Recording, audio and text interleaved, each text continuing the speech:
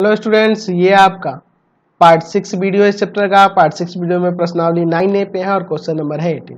कह रहा है ABCD एक समांतर चतुर्भुज है और फिर कह रहा है कि x और y क्रमशः भुजाओं AB और CD के मध्य बिंदु है। तो सिद्ध करें कि AXCY एक समांतर चतुर्भुज है। चलिए मैं इसको बनाता हूँ। पहले फिगर बना लेते हैं। यहाँ पर पहले मैं एक समांतर चतुर्भुज बना लेता हूँ, उसका नाम ABCD देते हैं। ठीक है, उसके बाद हम लोग आगे बात करेंगे क्या कह रहा है। चलिए, समांतर चतुर्भुज हो गया, इसका नाम है ABCD। क्या कह रहा है कि x और y भुजाओं AB और CD की मध्य बिंदु है। AB का मध्य बिंदु है x और CD का मध्य बिंदु है आपका y। ठीक है, हमें सिद्ध करना है कि AXCY यानी कि यह वाली आकृति, यह AXCY यह जो है आपका समांतर चतुर्भुज है दिखाना। चलिए इसको साबित करते हैं। बहुत ही सिंपल सा क्वेश्चन है। दिया है ABCD एक समांतर चतुर्भुज है, पैरेललोग्राम है, और फिर क्या कह रहा है कि x और y क्रमशः AB और CD के मध्य बिंदु हैं। मध्य बिंदु है। तो सिद्ध करना है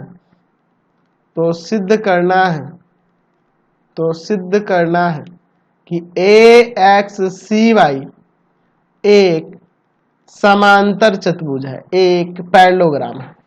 ठीक है, इसको साबित करना है। चलिए इसका प्रमाण देखो, बहुत सिंपल है यार। देखो यहां पर हम लिख सकते हैं कि AB बराबर होगा DC के तथा AB समांतर होगा DC के। AB बराबर होगा DC के और AB समांतर होगा DC के। क्यों? क्योंकि ABCD समांतर चतुर्भुज है।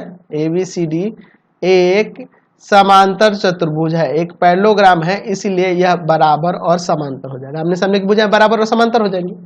चलिए मैं इसमें 1/2 से गुना करता हूँ, 1/2 ऑफ AB और 1/2 DC का, और तथा मैं यहाँ AB समांतर DC के जगह पर AX समांतर YC लिख सकता हूँ। अरे देखो AB समांतर DC है तो हम लोग AX समांतर YC भी लिख सकते हैं, उसी का ना एक भाग है, तो आपस में समांतर ही होंगे। चलिए 1/2 से गुना किए तो 1/2 ऑफ AB का आधा AX भी हो जाएगा और BY भी हो जाएगा। तो हमें तो जरूरत AX का है तो AX लिख देंगे और DC का आधा आपका YC हो जाएगा। ऐसा क्यों हो रहा है? यह क्यों हो रहा है? तथा ये भी लिख देता हूं AX समांतर है YC के।